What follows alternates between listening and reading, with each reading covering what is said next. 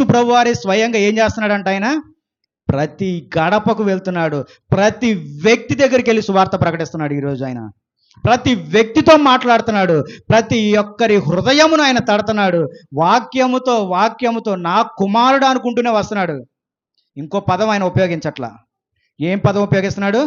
నా కుమారుడా అనుకుంటూనే నీ యొక్క హృదయంలోనికి ఆయన వస్తున్నాడు.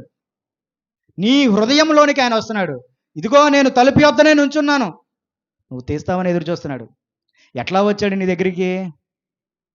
వాక్యము ద్వారా వచ్చాడు, వాక్య మూలముగా వచ్చాడు. ఆయన ఈరోజు మనతో మాట్లాడేది వాక్య మూలముగానే మాట్లాడుతున్నాడు. ఆయనని ఎవ్వరు ఒకరిని హెచ్చించి ఒకరిని తగ్గించేవాడు కాదు.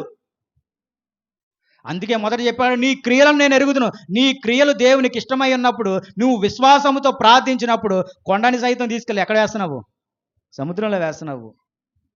నీకు విశ్వాసం రావాలంటే ముందు నీ క్రియలు జరిపించు. నీ క్రియలను బట్టి నువ్వు ప్రార్థించినప్పుడు సమస్తము సాధ్యమే. మరి ఇంకెందుకు దిగులు పడుతున్నావు? ఇంకెందుకు వేదన పడుతున్నావు? ఇంకెందుకు బాధపడుతున్నావు?